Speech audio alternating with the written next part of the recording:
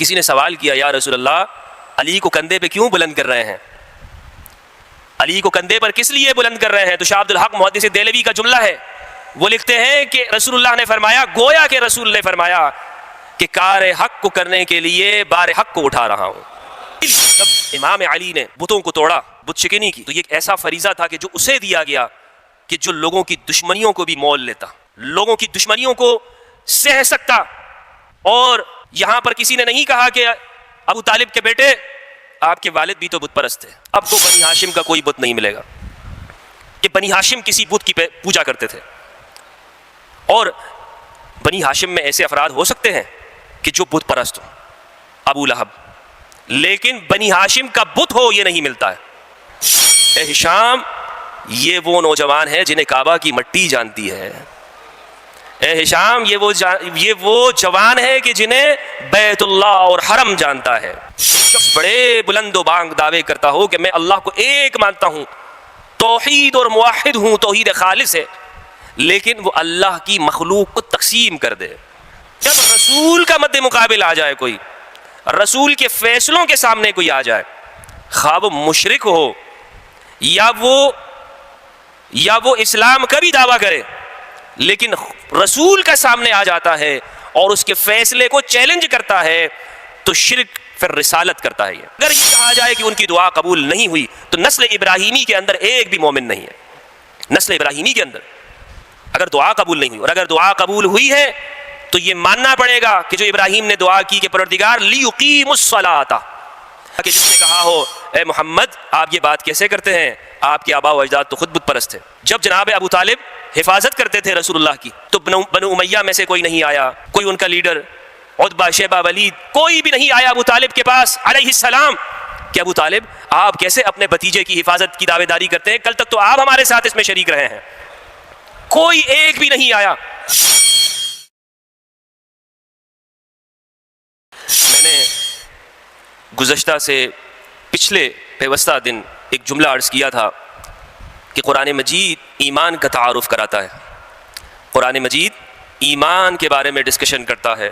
پورے قرآن مجید میں علم کی جو بات کرتا ہے تو کہتا ہے یا ایھا الذین آمنو، آمنو ایمان لے آئے، یا آمنو ایمان لے آؤ۔ اور دوسری جانب جو کچھ خیالات ہیں قرآن ایمان کہ جہاں پر کل امت مجتمع ہو سکتی ہے، اور دوسری جانب زمانے اور حوادثات کے پیش نظر کچھ خیالات بنے ہیں، قرآن جمع کرتا ہے، وہ خیالات جدا کرتے ہیں۔ قرآن جمع کرتا ہے اور وہ خیالات جدا کرتے ہیں۔ اس کی ایک مثال جب میں کربلا کو پڑھتا ہوں یا ہم اس کا مطالعہ کرتے ہیں تو ایک مثال ہمارے سامنے آتی ہے حر بن یزید الریاحی کی۔ حر کون ہے؟ حر کی زندگی کیا ہے؟ حر کی زندگی کہاں گزری ہے؟ کن کے ساتھ گزری ہے؟ کس طبقے اور کس گروہ کا حصہ تھے وہ؟ اور کربلا جو آج جس جگہ تک پہنچی، حر بن یزید الریاحی کا ایک بڑا کردار ہے اس میں۔ لیکن جب وہ اپنے لشکر کو چھوڑ کر حر بن یزید الریاحی امام کے سامنے آتے ہیں اور اپنی پچھلی زندگی پر توبہ اور تائب ہو جاتے ہیں تو مجھے بتائیے کہ امام نے ان کے سامنے کوئی خیالات کی کوئی لسٹ رکھی تھی، کوئی عقیدے رکھے تھے، کوئی نظریات پیش کیے تھے کہ مجھے بتاؤ تمہارا فلاں فلاں بارے میں کیا عقیدہ ہے، تمہارے فلاں فلاں بارے میں کیا خیالات ہیں، تم کیا کہتے ہو کیا نہیں کہتے، قضاء اور قدر کے مسئلے، اس نفی ذات اور صفات کے مسائل امت میں جو آج ہمیں نظر آتے ہیں، بس صرف یہی دیکھا نا کہ لشکر چھوڑ دیا وہاں کا، امام کی مدد کو پہنچ گیا۔ امام کی مدد کو آنا یہی ایمان ہے، یہی اجتماع ہے، یہی قرآن کے ساتھ جڑنا ہے، باقی تو خیالات ہیں۔ تو اسی لیے ضرورت اس امر کی ہے کہ قرآن میں اتر کر ایمان کو بیان کیا جائے تاکہ جو تفرقہ ہے اس سے باہر نکل سکیں۔ الکلام اور علم الکلام اس پر بہت گفتگو ہوئی ہے، چونکہ ہمارا موضوع تعظیم خداوندی اور تنزیہ ربوبیت ہے۔ عقائد کی بنیاد کیسے ہوئی؟ علامہ شبلی نعمانی نے کتاب لکھی الکلام اور علم الکلام، اس میں وہ لکھتے ہیں کہ یہ جو کلامی مسائل ہیں بنیادی طور پر 3 ہیں: ذات اور صفات کی نفی یا مسئلہ ذات و صفات، مسئلہ قدر و جبر، اور مسئلہ عقل و نقل۔ اسی کے ارد گرد حکماء اور فلاسفرز قدیم زمانے میں گفتگو کرتے رہے، بحثیں ہوتی رہیں اور ڈیبیٹس ہوتی رہیں۔ لکھتے ہیں کہ اختلاف کا آغاز پولیٹکس سے ہوا۔ عقائد جو مسلمانوں کے اندر مروج ہوئے، جیسے قدر و جبر کا مسئلہ کہ انسان بالکل مجبور ہے یا مکمل اس کو کنٹرول حاصل ہے، فری ول انسان کو ہے یا نہیں ہے، یا انسان بالکل مجبور ہے۔ تو کہتے ہیں جب بنو امیہ کا دور آیا تو انہوں نے انسان بالکل مجبور محض ہے اس نظریے کو پروموٹ کیا، اور اس کا سب سے بڑا داعی حجاج بن یوسف الثقفی تھا، سب سے بڑا داعی۔ حسن بصری کہتے ہیں حجاج کے بارے میں کہ اگر دنیا بھر کے جتنے بھی لوگ ہیں ان میں سے جو ظالموں کو جمع کر لیں، ہماری طرف سے ایک حجاج ان سب پہ بھاری ہے، لیکن علم کلام کو سمجھنے والا۔ تو جب بنو امیہ کی اس ظالمانہ کارروائیوں کو دیکھ کر اس زمانے کے جو صلحاء اور فقہاء تھے، انہوں نے ایک فلسفہ ایجاد کر دیا کہ بابا جو کچھ ہو رہا ہے یہ تو سب کچھ خدا کی مرضی سے ہو رہا ہے، سب کچھ خدا کی مرضی سے ہو رہا ہے، تم آرام سے بیٹھ جاؤ، کیونکہ انسان تو مجبور ہے، ہمارا تو کوئی عمل نہیں ہے، جو کچھ بھی ہو رہا ہے وہ یہاں پر یوں سمجھ لو کہ مشیت خداوندی ہے۔ یہیں سے شبلی کہتے ہیں کہ عقائد میں ایک لفظ کا اضافہ کر دیا گیا، والقدر خیرہ وشرہ من اللہ تعالی، کہ قدر خیر یہ اللہ کی طرف سے اور شر بھی اللہ کی طرف سے، حالانکہ قرآن میں کسی جگہ پر بھی شر کو اللہ کی طرف منسوب نہیں کیا گیا۔ تو جب اس فکر کا ایک بڑا داعی وہ معبد الجہنی تھا، معبد جہنی، اس پہ بڑا اثر ہوا، اور وہ شخص باہر نکلا اور وہ اس بات کی دعوت دیتا رہا کہ نہیں، انسان مجبور نہیں ہے، ہمیں اپنے ارادے پہ بڑا اختیار ہے اور ہم کچھ کر سکتے ہیں۔ حجاج بن یوسف نے اسے ختم کر دیا۔ ایک اور شخص آیا، غیلان دمشقی، اس دعوت کو لے کر چلا۔ ایسے میں ہی جب عمر بن عبدالعزیز کا دور آتا ہے، عبد الملک بن مروان کے بعد جب عمر بن عبدالعزیز آتے ہیں تو غیلان کے خیالات سے واقف تھے، انہوں نے کہا اچھا آپ یہ کام کریں کہ بیت المال میں جتنا کچھ جمع ہو چکا ہے سب کو لیں اور بانٹ دیں اس کو۔ غیلان کو یہ ڈیوٹی عطا کی، لیکن جب عمر بن عبدالعزیز چلے جاتے ہیں تو ہشام بن عبد الملک الاموی آتا ہے۔ اب یہ تھوڑی تاریخ کی باتیں ہیں تاکہ عقائد کے ساتھ کیسے جڑی ہوئی ہیں، یعنی مسلمانوں کی جو تاریخ ہے یہ نہیں ہے کہ مسلمانوں کو ہمیشہ جیسے ہمیں بتایا جاتا ہے کہ یہود و نصارہ نے آیا اور مسلمانوں کو گمراہ کرتے رہے۔ ہاں جی، ہماری تو تباہی اور بربادی کے اندر ہاتھ ہی یہود و نصارہ کا، ہماری تو آج ذلت اور قہر کے اندر وہ ہاتھ ہی تو غیروں کی سازشیں ہیں۔ ایک سوچ یہ پیش کی گئی۔ حقیقت یہ ہے کہ یہ جو اگر اسلامی ہسٹری کو ہم دیکھتے ہیں تو نظر یہ آتا ہے کہ مسلمان اتنے سادہ نہیں تھے، لیکن جہاں پر ابن کثیر نے بنو امیہ کے سارے حکمرانوں کا خلاصہ لکھا ہے اشعار کی شکل میں، ابن کثیر الدمشقی جنہوں نے تفسیر ابن کثیر لکھی ہے اور تاریخ البدایہ والنہایہ، وہ اپنی تاریخ کے اندر اشعار کی صورت میں تمام خلفاء مسلمین کے تعارف کرواتے ہیں۔ وہ کہتے ہیں خلفاء بنو امیہ کلہم نواصب الا الامام عمر التقیہ، کہ بنو امیہ کے جو حکمران تھے وہ نواصب تھے سوائے عمر بن عبدالعزیز المتقی کے علاوہ۔ عمر بن عبدالعزیز کو انہوں نے مستثنیٰ کیا۔ کیوں مستثنیٰ کیا؟ اس لیے کہ عمر بن عبدالعزیز نے اپنے دور کے اندر جو اس نہج کے ذریعے سے فکر و فلسفہ ڈالا جا رہا تھا کہ خدا انسان کو مجبور پیدا کرتا ہے اور انسان کوئی بھی ریزسٹنس نہیں کر سکتا، عمر بن عبدالعزیز نے اس کو بڑی ضرب لگائی اور ان بدعات کا خاتمہ کیا کہ جو مسلم سوسائٹی کے اندر ان فقیہوں اور فریسیوں کے ذریعے سے داخل کیے گئے۔ ہشام بن عبد الملک الاموی، یہ ایک ایک اگر ان کا تعارف آپ دیکھیں، وہ شخص ہے کہ جو حافظ قرآن ہے، وہ شخص ہے کہ جو امام مالک کا کلاس فیلو ہے، حدیث کا عالم ہے، فقیہ ہے، اور ان کے جو والد ہیں عبد الملک کے بارے میں کہتے ہیں کہ ابن عمر کہا کرتے تھے بھئی ہمارے پاس کیا لینے آتے ہو، فتویٰ لینا ہے تو عبد الملک کے پاس جایا کرو۔ ان سے جا کے پوچھا کرو۔ تو ہشام بن عبد الملک وہ جب حکمران بنا تو بسم اللہ پڑھ کر غیلان دمشقی کو ہٹا دیا۔ بڑے سلطنت کے ساتھ، جاہ و جلال کے ساتھ ہشام بن عبد الملک ایک مرتبہ حج کے ارادے سے جاتا ہے، حج کا ارادہ کرتا ہے، کعبۃ اللہ کا طواف کر رہا ہے، اور کعبۃ اللہ کے طواف کے بعد جب استلام الحجر یعنی حجر اسود کو بوسہ دینے کی باری آتی ہے تو ازدحام اور لشکر کی وجہ سے اسے موقع نہیں ملتا، تو اس کے لیے کرسی لگا دی جاتی ہے۔ بادشاہ سلامت تخت پہ بیٹھ گئے اور انتظار کر رہے ہیں کہ لوگوں کا جو یہ رش ہے یہ ہٹ جائے۔ ایسے میں دیکھتے ہیں کہ خوب رو نوجوان، ایک جوان وہاں پر آتا ہے، آرام سے سکون اور اطمینان سے کعبہ کا طواف کرتے ہوئے جیسے ہی حجر اسود پہ پہنچتا ہے لوگوں کی رش ہٹ جاتی ہے۔ السلام علیک یا ابن رسول اللہ، السلام علیک یا ابن رسول اللہ۔ تو ہشام زچ ہو کر اپنے مصاحبین سے پوچھتا ہے من ھذا، کون ہے یہ نوجوان؟ تو ہشام جانتا تھا کہ کون ہے، لیکن اپنی سبکی چھپانے کے لیے، اور کسی نے بتایا بھی نہیں کہ یہ کون ہے، تو فرزدق بن غالب، فرزدق جو کہ بنو امیہ کا بڑا مداح خان گزرا ہے اور قصیدے لکھے ہیں بنو امیہ کی تعریف کے اندر، لیکن نیک اور صالح انسان تھا۔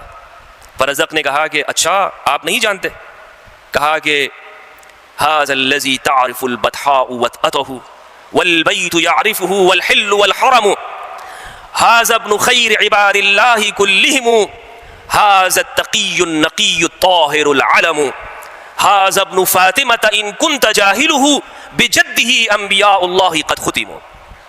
اے ہشام، یہ وہ نوجوان ہے جنہیں کعبہ کی مٹی جانتی ہے۔ اے ہشام، یہ وہ جوان ہے کہ جنہیں بیت اللہ اور حرم جانتا ہے۔ اے ہشام، یہ سب بندوں میں سے جو اللہ کو محبوب ہے ان کے بیٹے ہیں۔ اے ہشام، یہ وہ جوان ہے، یہ وہ ہاشمی نوجوان ہے جو پاک ہے، ستھرا ہے، نسب میں عمدہ ہے، اعلیٰ ہے، طیب اور طاہر ہے۔ یہ وہ جوان ہے کہ جو اس نبی کا بیٹا ہے کہ جس پر نبوتوں کے سلسلے کو ختم کیا گیا ہے۔ یہ سید سجاد علی بن الحسین ابن علی بن ابی طالب علیہ السلام ہے۔ ذکر خیر ابتدائی کلمات ان ذوات قدسیہ کے ذکر سے ہو جائے تاکہ قرآن مجید میں تدبر کرنے میں ہمیں آسانی ہو۔ میں نے جو آیات کریمہ آپ کے سامنے تلاوت کی سورہ انعام میں سے، سورہ انعام قرآن مجید کا 6واں سورہ اور 7ویں پارے کے اندر اس کی آیت نمبر 81۔ حضرت ابراہیم علیہ السلام نے اپنے دور میں ایک استدلال کیا ہے، احتجاج کیا ہے اپنی قوم کے سامنے۔ قوم سے کہتے ہیں کہ میری قوم مجھے یہ بتاؤ فَأَيُّ الْفَرِيقَيْنِ أَحَقُّ، ان دو گروہوں میں سے کون زیادہ اس بات کا حقدار ہے کہ جو احق بالامن، جو امن کی بات کر رہا ہے؟ مجھے بتاؤ، ایک گروہ مؤمنین کا، ایک گروہ مشرکین کا، ذرا یہ تو بتاؤ۔ ابراہیم پوچھ رہے ہیں فَأَيُّ الْفَرِيقَيْنِ، ان دو جماعتوں میں سے کون سی جماعت وہ ہے کہ جو حق کی علم بردار ہو سکتی ہے؟ کیسے؟ حضرت ابراہیم امن کی بات کر رہے ہیں، حضرت ابراہیم یونیورسل امن کی بات کر رہے ہیں پوری انسانیت کے لیے اور عالمین کے لیے، لیکن استدلال دیکھیے گا حضرت ابراہیم کا، اور امن کی جو تعریف حضرت ابراہیم نے کی اور قرآن مجید نے اس کو بیان کیا۔ کہتے ہیں کہ بتاؤ کون ہے زیادہ حقدار، کون ہے؟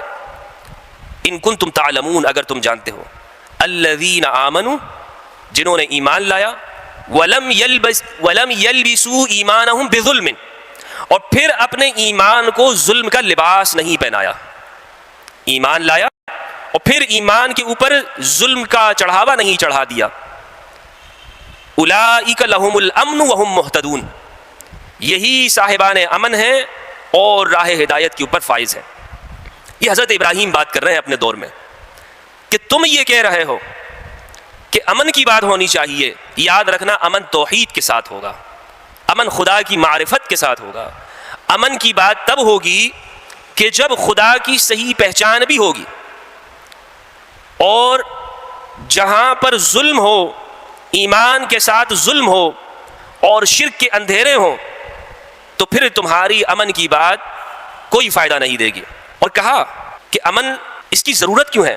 امن کی ضرورت ایک فرد ہو یا اجتماع کو، اس کی ضرورت کیوں ہے؟ تاکہ ہم خود کو محفوظ کر سکیں، اپنے فیئر کو ختم کر سکیں، اپنے آپ کو سیکوئر کر سکیں، محفوظ بنا سکیں۔ آج دنیا میں جتنی بھی کوششیں ہوتی ہیں، ایک انسان کوشش کرتا ہے، انسان اول نے اپنے آپ کو محفوظ کرنے کے لیے لباس بنایا، گھر بنایا، چھت بنایا تاکہ وہ محفوظ ہو جائے۔ جب انسان اجتماع میں اور تمدن میں اترتا ہے تو پھر اس نے اپنے لیے ریاست تشکیل دی، اپنے لیے بیماریوں سے بچاؤ کے لیے دواؤں کی ایجاد کی۔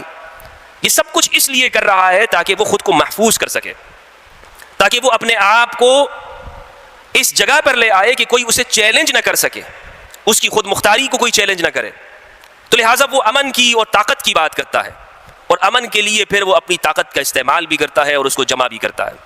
لیکن حضرت ابراہیم فرماتے ہیں، حضرت ابراہیم کہتے ہیں وَكَيْفَ أَخَافُ مَا أَشْرَكْتُمْ، مجھے کیا خوف ہو، میں نے تو شرک نہیں کیا، میں تو شرک نہیں کرتا۔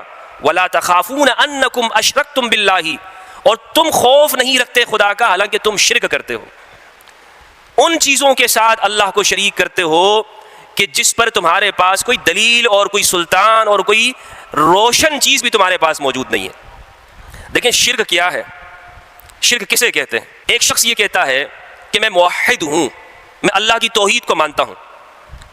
اللہ کی توحید کیا صرف زبان اور کلام سے ہوگی، یا اس کا کوئی عملی نمونہ اور اظہار بھی ہونا چاہیے؟ ایک شخص بڑے بلند و بانگ دعوے کرتا ہو کہ میں اللہ کو ایک مانتا ہوں، توحید اور موحد ہوں، توحید خالص ہے، لیکن وہ اللہ کی مخلوق کو تقسیم کر دے، ہدایت کے ذریعے کو ڈیوائڈ کر دے، تو کیا اس کی توحید کا دعویٰ درست ہے؟ ہرگز نہیں۔ توحید کا لازمی نتیجہ وحدت انسانیت ہے۔ توحید وہ تب اپنا ظہور کرے گی بدن میں، باڈی میں، فکر میں، کہ جب انسان کا عمل اللہ کی مخلوق کو ایک نظر میں دیکھتا ہو، سب کو ایک نظر سے دیکھے، تو ہاں اس کا عملی مظہر بھی سامنے آیا کہ یہ شخص اللہ کی توحید کا قائل ہے، اس کو ایک مانتا ہے۔ شرک کیا ہے؟ مرکز کو ڈیوائڈ کر دینا۔ ایک ہدایت کا مرکز ہے، ہدایت اللہ کی طرف سے آ رہی ہے، اللہ کی جانب سے اتر رہی ہے، اللہ کا رسول ہدایت دے رہا ہے، اور انسان یہ کہے کہ مجھے یہاں سے ہدایت نہیں چاہیے، بلکہ میں تو خود اپنے عقل کے مطابق میرے لیے کافی ہے، میں تو خود سمجھوں گا۔ تو جب رسول کا مد مقابل آ جائے کوئی، رسول کے فیصلوں کے سامنے کوئی آ جائے، خواہ وہ مشرک ہو یا وہ اسلام کا بھی دعویٰ کرے، لیکن رسول کا سامنے آ جاتا ہے اور اس کے فیصلے کو چیلنج کرتا ہے، تو شرک پھر رسالت کرتا ہے، یہ شرک پھر رسالت۔ تو اسی لیے توحید خداوندی ضروری ہے کہ رسالت کی بتائے ہوئے طریقے کے مطابق اس کو سمجھا جائے۔ حضرت ابراہیم نے کہا کہ یہ جو تم بت بناتے ہو، یہ جو تم نے اپنے ہاتھوں سے تراشے ہوئے ہیں، یہ نہ سنتے ہیں، نہ بولتے ہیں، نہ یہ اپنا دفاع کر سکتے ہیں، تم نے انہیں خدا بنا دیا۔ تو جب وہ ایک پروگرام میں لوگ گئے ہوئے تھے، پیچھے سے حضرت ابراہیم علیہ السلام نے ان میں سے جو چھوٹے چھوٹے تھے، کسی کا ہاتھ کاٹ دیا، کسی کے پیر توڑ دیے، اور کلاڑا لا کر وہ بڑے کے اوپر رکھ دیا۔ اب یہاں پر مراد ان مشرکین کی دل آزاری نہیں تھی۔ اسلام یہ نہیں کہتا کہ آپ کے ملک کے اندر اگر غیر مسلموں کی عبادت گاہیں ہوں تو آپ ان کے ساتھ اس کو دیکھ کر استدلال کریں، اچھا بھائی میں بھی بت شکن ہوں، میں بھی جاؤں گا، کل کو میں مندر توڑ دوں گا۔ یہ استدلال غلط استدلال ہے۔ ایسے ہی استدلال کرنے والوں کو امیر المومنین نے کہا کلمۃ حق ارید بہا الباطل، بات تو صحیح ہوتی ہے، ارادہ غلط ہوتا ہے۔ بسا اوقات لوگ قرآن کی آیت پڑھ لیتے ہیں جہاد کے نام پر استدلال کرتے ہوئے، لیکن اس کا جو مفہوم اور جہاں وہ فٹ کرنا ہوتی ہے وہ غلط ہوتا ہے۔ تو حضرت ابراہیم وہ سمجھانا چاہ رہے ہیں، ان سے پوچھا جب لوگ واپس آئے تو کہا کہ یہاں ایک نوجوان ہے، انہیں ٹہلتے ہوئے دیکھا تھا، ابراہیم اس کا نام ہے، اسی نے کیا ہوگا۔ بلایا گیا تو حضرت ابراہیم نے کہا کہ مجھ سے کیا پوچھتے ہو، یہ بڑا ہے، اس سے پوچھو۔ ان کو سمجھانا مقصود تھا، ان کی اہانت لوگوں کی مقصود نہیں تھی، ذہن کو یہ اپیل کرانا تھا، جیسے ہم بچوں کو سمجھاتے ہیں کہ جیسے کہتے ہیں اے فور ایپل، تو ایپل بتانا مقصد نہیں ہوتا، ایپل کہ یہ سیب ہے، مقصد کیا ہوتا ہے؟ اے چونکہ دنیا میں ایگزسٹ نہیں کرتا، ورڈز جو ہیں وہ تصوراتی اور خیالی ہیں، وہ اپنا کوئی وجود نہیں رکھتے، وجود مادی چیزیں رکھتی ہیں، تو مادی چیزوں سے استدلال کرتے ہوئے ابراہیم نے غیر محسوس چیز کو سمجھانا چاہا، غیر حسی۔ ایمان باللہ یہ ہے کہ محسوس سے نکل کر معقول کی طرف آیا جائے، شاہد سے نکل کر غائب کی جانب آیا جائے، موجود سے غائب، ایمان بالغیب، ایمان بالغیب۔ یہ ہے حضرت ابراہیم نے فرمایا کہ تمہارے امن کی بات تب قبول ہوگی کہ جہاں پر تم توحید کی بھی بات کرو گے، پھر یہ ہوگا کہ امن بھی کہو، اور جہاں شرک ہوگا وہاں پر امن نہیں ہوگا۔ فرمایا، قرآن کہتا ہے وَتِلْكَ حُجَّتُنَا آتَيْنَاهَا إِبْرَاهِيمَ عَلَىٰ قَوْمِهِ، یہ وہ دلیل تھی کہ جو ہم نے ابراہیم کو ان کی قوم پر سکھلا دی۔ جب ابراہیم نے یہ بات کہی نا کہ یہ اپنے بڑوں سے جا کے پوچھ لو، ان بتوں سے، ایک بھی اس مجمع میں کھڑا نہیں ہوا کہ جس نے کہا ہو ابراہیم ابھی تک تو تم خود انہی کی پرستش کرتے تھے، ابھی تک تو تمہارے بڑے خود انہی کی پرستش کرتے تھے۔ بھائی ابراہیم آپ یہ بات تب کرو، آپ یہ بات کرنے کا دعویٰ تب کر سکتے ہیں کہ جب آپ کے بڑے بھی ایسے ہوں۔ کسی نے یہ نہیں کہا کہ ابراہیم آپ تو خود اس شخص کے بیٹے ہیں کہ جو بت تراشتا ہے، آپ تو خود وہ ہیں۔ کسی نے، قرآن نے اس کو نقل ہی نہیں کیا، ورنہ تو ابراہیم کی حجت کمزور ہو جاتی۔ ابراہیم کی جو حجت ہے، جس دلیل سے وہ بات کر رہے ہیں، جس کانفیڈنس کے ساتھ، قرآن کہتا ہے یہ حجت ہم نے ابراہیم کو سکھا دی کہ ان کے سامنے یہ امن کے دعوے دار ہیں، لیکن حقیقت میں یہ شرک کر رہے ہیں، خدا کی اتھارٹی کو چیلنج کر رہے ہیں، اور جہاں پر خدا کی اتھارٹی کو چیلنج کیا جائے وہاں امن نہیں ہوتا، وہاں امن کی باتیں نہیں ہوتی۔ تو حضرت ابراہیم نے کہا، ان کے سامنے یہ حجت پیش کرنے کے بعد ایک دعا کی ہے حضرت ابراہیم نے، جسے سورہ ابراہیم کے اندر قرآن مجید کی 14ویں سورت اس کی آیت نمبر 35 میں اللہ سبحانہ و تعالیٰ نے ذکر کیا۔ کیا دعا ابراہیم علیہ السلام نے، اور آج تک کائنات کی فضاؤں میں ابراہیم کا یہ چیلنج اور یہ دعا گردش کر رہی ہے اگر سننے والے کان ہوں۔ حضرت ابراہیم یہ کہتے ہیں، ربنا انی اسکنت من ذریتی بواد غیر ذی زرع عند بیتک المحرم، پروردگار میں نے اپنی ذریت کو ٹھکانہ دے دیا ہے ایسی وادی میں کہ جو بے آب و گیا ہے، عند بیتک المحرم، تیرے معزز گھر کے پاس، ربنا لیقیموا الصلاۃ، پروردگار تاکہ یہ نماز کو قائم کرے۔ اور اس سے پہلے فرمایا آیت نمبر 35 میں، وَإِذْ قَالَ إِبْرَاهِيمُ، جب ابراہیم نے کہا رب اجعل هذا البلد آمنا، پروردگار اس شہر کو امن والا بنا دے۔ صرف اپنی اولاد کے لیے، اپنے لیے امن کی بات نہیں کر رہے، پوری سٹی کے لیے، پورے شہر کے لیے ابراہیم امن کی بات کر رہے ہیں۔ ربنا اجعل هذا البلد آمنا وجنبنی، اور بچا مجھے، وبنی، اور میرے بچوں کو، ان نعبد الاصنام، کہ ہم پرستش کریں بتوں کی۔ اللہ اکبر، امن مانگا اور دعا کی کہ پروردگار میری ذریت کو بچا کے رکھ ہر طرح سے بت پرستی سے۔ یہ دعا تو ابراہیم کی قبول ہوئی، من دخل الحرم فہو آمن، رسول نے فتح مکہ پہ کہا کہ جو حرم میں داخل ہوا وہ امان میں ہے۔ اب ابراہیم کی اولاد کے بارے میں مسلمانوں کا کیا خیال ہے؟ ذریت ابراہیم کے بارے میں اللہ نے ان کو شرک سے بچایا یا نہیں بچایا؟ کیا دعا کی؟ وجنبنی، مجھے بچا، وبنی، اور میرے بچوں کو، ان نعبد الاصنام، کہ ہم بت پرستی کریں۔ کیوں پروردگار؟ رب انہن اضللن کثیرا من الناس، پروردگار اس لیے کہ ان بتوں نے بہت سارے لوگوں کو گمراہ کر دیا، اگر یہ میری نسل کے اندر بھی بت پرستی آ جائے گی تو میری نسل بھی گمراہ ہو جائے گی۔ اب سوال ہے قرآن کو سامنے رکھتے ہوئے، قرآن کی ان آیات اور فرقان اور برہان کو رکھتے ہوئے، کہ قرآن یہ کہتا ہے کہ ابراہیم کی دعا ہے، ابراہیم مستجاب الدعوات ہے، خلیل اللہ ہیں، اللہ کے قریب ہیں، بتائیے کہ ان کی دعا قبول ہوئی یا نہ ہوئی؟ اگر یہ کہا جائے کہ ان کی دعا قبول نہیں ہوئی تو نسل ابراہیمی کے اندر ایک بھی مومن نہیں ہے۔ نسل ابراہیمی کے اندر اگر دعا قبول نہیں ہوئی، اور اگر دعا قبول ہوئی ہے تو یہ ماننا پڑے گا کہ جو ابراہیم نے دعا کی کہ پروردگار لیقیم الصلاۃ، ابراہیم سے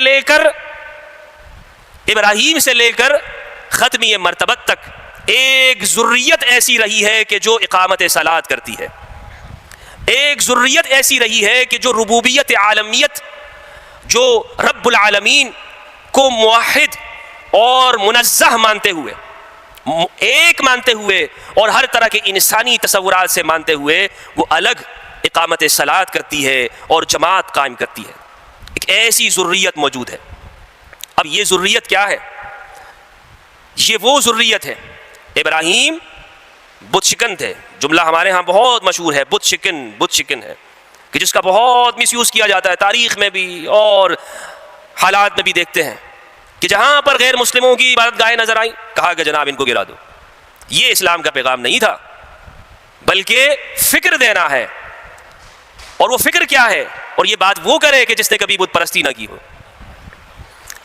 ابراہیم سے لے کر ختمی مرتبہ تک پوری ایک ذریت موجود ہے کہ جو کعبہ کی حفاظت کرنے والی ہے، نماز قائم کرنے والی ہے، اور کوشش کر رہی ہے کہ کعبہ کے اندر امن قائم رہے. یہاں پر کسی طرح سے خون ریزی نہیں ہونی چاہیے. اس کی جاہ و جلال اور عظمت وہ شان و شوکت کے ساتھ قائم رہے. جب عرب کے قبائل کا جائزہ لیا جائے تو اس پورے عرب کے قبائل ایسے تھے. عمر بن اللحی ایک شخص ہے کہ جس نے شام جا کر وہاں سے حبل نام کے ایک بت کو لا کر کعبہ میں رکھ دیا تھا. اور عرب کے جتنے بھی قبائل ہیں، خواہ بنی مزحج ہوں، بنی تیم، بنی عدی، کنانا، قریش، بنو امیہ، ان سب کے بتوں کے نام، ان کی تاریخ موجود ہے. حتیٰ کہ ان بتوں کی کہ وہ کس مٹی سے بنائے گئے، کس جگہ سے وہ مٹی لی گئی، یہ پوری ان کے نام، ان کی خصوصیات سب کچھ موجود ہے. ایک عرصے تک وہ اس بت پرستی کے اندر مبتلا رہے. تمام قبائل بت پرستی کے اندر ہیں، تمام قبائل. لیکن وہ ذریت ابراہیم، جو تسلسل ہے دعائے ابراہیم کا، جو تسلسل ہے خلیل اللہ کے مقبول الفاظ کا، مستجاب الدعوات ذات کا، وہ نسل وہاں موجود ہے کہ تاریخ یہ کہتی ہے کہ ہمیں ان کے بت کے بارے میں علم نہیں ہے. تاریخ خاموش ہے. یعنی طائف کے اندر منات ہے، اعل حبل، جنگ احد کے اندر آواز لگائی تھی لوگوں نے، اعل حبل، حبل کی جے ہو، حبل کی جے ہو. یہاں سے رسول اللہ نے نعرہ لگایا، اللہ اعلی و اجل، اللہ اعلی ہے، اللہ اولا ولا مولا لکم، ہمارا مولا اللہ ہے، تمہارا تو کوئی مولا نہیں ہے. تو وہاں بت موجود ہے، منات ہے، اسی طرح یغوث، نصر، ود، سوا، ہر طرح کے بت الگ الگ ٹائپ کے وہاں پر موجود ہیں. لوگ ان کی پرستش کر رہے ہیں، ان کی پوجا کرتے ہیں. لیکن جب رسول اللہ نے یہ اعلان کیا، یا ایھا الناس انما انا بشر مثلکم یوحی الی، اے لوگو میں تمہارے جیسا بشر ہوں لیکن مجھ پر وحی کی جاتی ہے. انما الہکم الہ واحد، تمہارا ایک الہ ہے، اسی کی فاعبدوہ، اسی کی پرستش کرو، اسی کی پوجا کرو. عرب کے اندر ایک بھی قبیلہ کھڑا نہیں ہوا کہ جس نے کہا ہو اے محمد آپ یہ بات کیسے کرتے ہیں، آپ کے آبا و اجداد تو خود بت پرست تھے. جب جناب ابو طالب حفاظت کرتے تھے رسول اللہ کی تو بنو امیہ میں سے کوئی نہیں آیا، کوئی ان کا لیڈر عتبہ، شیبہ، ولید، کوئی بھی نہیں آیا ابو طالب کے پاس علیہ السلام کہ ابو طالب آپ کیسے اپنے بھتیجے کی حفاظت کی دعوے داری کرتے ہیں، کل تک تو آپ ہمارے ساتھ اس میں شریک رہے ہیں. کوئی ایک بھی نہیں آیا. جناب عبداللہ ایسا کیا کرتے تھے، اے محمد آپ کے تو والد اس طرح کے تھے، وہ بھی ہمارے ساتھ ان رسم و رواج میں شریک ہوتے تھے، جناب عبد المطلب شریک ہوتے تھے، جناب ابو طالب اس میں شریک تھے. آج آپ ہمارے بتوں کے عیب نکال رہے ہیں کہ یہ سن نہیں سکتے، بول نہیں سکتے، اپنا دفاع نہیں کر سکتے. یہ آپ کس طرح سے یہ بات کر رہے ہیں، کیسے آپ یہ بات دعویٰ کر رہے ہیں؟ حالانکہ خود آپ کا خاندانی تاریخی تسلسل دیکھا جائے تو یہ پوری تاریخ کے اندر نظر آتا ہے کہ آپ کے بت کا نام یہ تھا، آپ کے بت یہاں پر تھا. نہیں، آپ تمام تواریخ کا مطالعہ کر لیں. تمام اسلامیات کی جو کتابیں لکھی ہوئی ہیں تاریخ اسلام پر، مولانا معین الدین ندوی صاحب نے، یا نجیب اکبر آبادی صاحب نے جو کتاب لکھی ہے، یا اسی طرح سیرت کی کتابوں کے اوپر تبری، آپ کو بنی ہاشم کا کوئی بت نہیں ملے گا کہ بنی ہاشم کسی بت کی پوجا کرتے تھے. اور بنی ہاشم میں ایسے افراد ہو سکتے ہیں کہ جو بت پرست ہوں، ابو لہب، لیکن بنی ہاشم کا بت ہو یہ نہیں ملتا ہے. یہ دو الگ الگ باتیں ہیں. ایک جماعت میں سے ایکسیپشن ہے، استثناء ہے. تمام کو قرآن کبھی بھی سب کی برات نہیں کرتا، سب کو ایک نظر سے قرآن کبھی نہیں دیکھتا. اس پر ہم شروع دن سے گفتگو کر رہے ہیں کہ یہ تاثر ہی غلط ہے. قرآن کا یہ معیار ہے نہیں کہ جناب ماشاءاللہ سارے کے سارے بنی ہاشم ہیں تو سارے برابر ہیں، سارے جناب وہ بنو امیہ ہیں تو قرآن کہتا ہو سارے غلط ہیں. یہ بھی نہیں ہے. خالد ابن سعید ابن العاص الاموی یہ السابقون الاولون میں سے ہیں، بنو امیہ میں سے امام علی کے جانثار تھے. خالد بن سعید العاص رسول اللہ نے زندگی میں انہیں ایک ذمہ داری عطا کی تھی یمن کی. واپس آئے, رسول اللہ کا وصال ہو گیا تھا, انہیں کہا گیا کہ ہم آپ کو گورنر بناتے ہیں. انہوں نے کہا زندگی میں ایک عہدہ قبول کیا تھا, حضرت ابوبکر سے کہا, خلیفہ اول سے کہا, ایک عہدہ میں نے رسول کی زندگی میں, آج خلیل اللہ نہیں ہے, کوئی عہدہ قبول نہیں کروں گا. خالد بن سعید, عمر بن عبدالعزیز. تو قرآن ایک معیار دیتا ہے, لیس بامانیکم ولا امانی اہل الکتاب من یعمل سوءا یجز بہ. نہ تمہاری تمناؤں پہ کچھ ہوگا, نہ اہل کتاب کی تمناؤں پر, جو برا کرے گا اس کو اس کا بدلہ ملے گا. تو اس لیے قرآن یہ کہتا ہے کہ غور کرو کہ عمل پروڈکٹیوٹی کس جگہ کے اوپر ہے, کس کا عمل معاشرے کو فائدہ دے رہا ہے.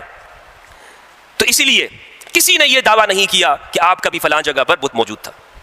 رسول اللہ نے مکہ سے ہجرت کی, مدینہ آپ تشریف لائے. مدینہ سے جب آپ کو فتح مکہ اللہ نے عطا کی, اس موقع پر اب وقت ایسا تھا کہ نسل ابراہیمی اور ذریت ابراہیم کا امتحان تھا. آج پھر وہی نسل ابراہیم جو ابراہیم نے دعا کی شروع میں, کیا دعا کی؟ رب اجعل ھذا البلد آمنا واجنبنی وبنی ان نعبد الاصنام, کہ میری اولاد کو اور مجھے بچا کے رکھ. آج اس کا امتحان مقصود ہے کہ جتنی بھی عصبیتیں موجود ہیں, جتنے بھی قبائل ہیں, بنی عدی, بنی تیم, بنی مزحج اور بنی کلب, سب کے بڑے وہاں پر موجود ہیں. رسول اللہ نے اعلان کیا کہ اب بت شکنی کی جائے.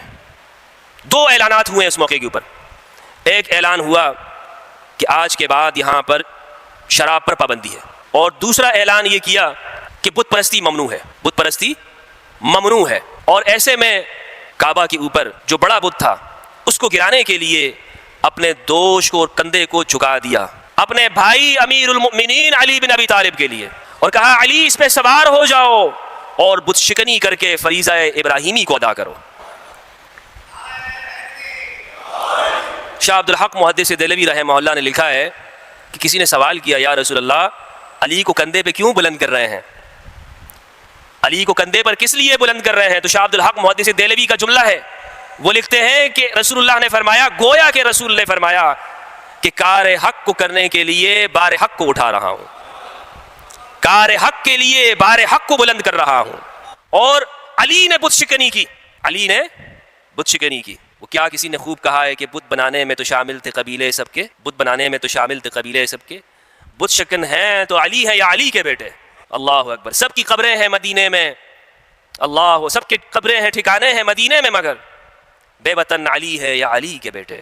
علی نے بت شکنی کی. بت شکنی کا فریضہ کوئی معمولی بات نہیں ہے, جذبات وابستہ ہیں. اتنے برسوں اس کو اپنے ہاتھوں سے تراشتے رہے, بناتے رہے, سرمایہ کاری کرتے رہے اس کے اوپر, اور اسے لا کر اس کی مارکیٹنگ کرتے رہے. یہ بت ایسا ہے, اس کی یہ کوالٹیز ہے, یہ خصوصیات ہے. برسوں سے اس کے لیے جو کیا, اور جو سسٹم اور ثقافت اور کلچر, اس تہذیب کو جو انہوں نے قائم کیا, کیا اتنی آسانی سے وہ برداشت کر سکتے تھے کہ علی کے ہاتھوں سے وہ ریزہ ریزہ ہو جاتی؟ وہ ساری عصبیتیں, وہ ساری عصبیتیں, وہ سارے جو انہوں نے اپنے ہاتھوں سے تراشی ہوئی تھی, علی بن ابی طالب نے ایک ضرب سے لگا دی ان کو. مقصد یہ یاد رہے, غیر مسلموں کی, یعنی اس سے کوئی استدلال یہ نہ کر دے کہ جناب بت توڑنا تو یہ تو ایسا فریضہ ہے. نہیں, مقصد یہ ہے کہ اس جگہ پر ان عصبیتوں کو چوٹ لگانا مقصود تھی, اور یہ کسی بھی شکل کے اندر ہو. یہ بت پرستی صرف مٹی اور پتھر کے بنائے ہوئے نہیں, صنم پرستی, شخصیت پرستی, اور اپنی انا پرستی, مذہبی انا پرستی کسی بھی شکل میں ہو. اور مشرکین تو آپ تو ان سے اطاعت کی ڈیمانڈ تب کریں گے کہ جب وہ پہلے مسلمان ہوں گے نا. یہ چیز تو مسلمانوں میں زیادہ پائی جاتی ہے, ان سے زیادہ مطالبہ ہوگا کہ وہ اختلاف نہ کریں, وہ رسول کے مقابلے میں اپنا کوئی اور سنٹر نہ بنا دیں, وہ دار ارقم کے مقابلے میں کوئی اور ندوہ نہ گھڑ لیں, کوئی اور مرکز نہ بنا لیں. اسی لیے جب امام علی نے بتوں کو توڑا, بت شکنی کی, تو یہ ایک ایسا فریضہ تھا کہ جو اسے دیا گیا کہ جو لوگوں کی دشمنیوں کو بھی مول لیتا, لوگوں کی دشمنیوں کو سہ سکتا. اور یہاں پر کسی نے نہیں کہا کہ ابو طالب کے بیٹے آپ کے والد بھی تو بت پرست تھے, آج آپ یہ کیا کر رہے ہیں, بت پرستیوں کو بت شکنی کر رہے ہیں. تو آپ کے تو والد بھی ایسے تھے, آپ کے تو اجداد بھی ایسے تھے, کیونکہ بت شکنی سے آگے جو کچھ ہونے والا تھا تاریخ اس کو دیکھ رہی ہے, تاریخ نے اس کو لکھا. یہ کوئی معمولی بات نہیں ہے کہ یہ جو بت شکنی علی بن ابی طالب نے کی ہے, ابراہیم کو اس کی سزا دی گئی. اول بت شکن کو منجنیق میں بٹھایا گیا, آگ میں ڈالا گیا, امتحان لیا گیا ابراہیم سے. ابراہیم تم نے یہ کیسے کر دیا؟ تم نے ہمارے لوگوں کو چیلنج کیسے کر دیا ہے؟ ابراہیم اس آزمائش پہ پورے اترے. علی کو بھی آزمایا گیا، علی کو بھی آزمایا گیا. اور یہ ذریت ابراہیم کہ جس ذریت کے اندر، جس نسل کے اندر طہارت کو رکھ دیا گیا، جس نسل کے اندر شجاعت، صداقت، امانت، دیانت، عزت، رفعت، بلندی کو رکھا گیا، اس سلسلہ نسب کا امتحان کیسا لیا گیا، اس کے لیے کربلا کو بپا کیا گیا. علی نے علی اس آزمائش پہ کیسے اترے؟ علی اس آزمائش پہ ایسے اترے کہ اپنے بچوں کو قربان کر دیا، اپنے بیٹوں کو قربان کر دیا، اپنے حق سے الگ ہو گئے، حق کو چھوڑ دیا، اپنے اس حق سے کہ جو ان کا تھا اس سے وقت سے دستبردار ہو گئے. السلام علیکم دوستو، کیسے ہیں آپ؟ امید کرتا ہوں آپ سب خیریت سے ہوں گے.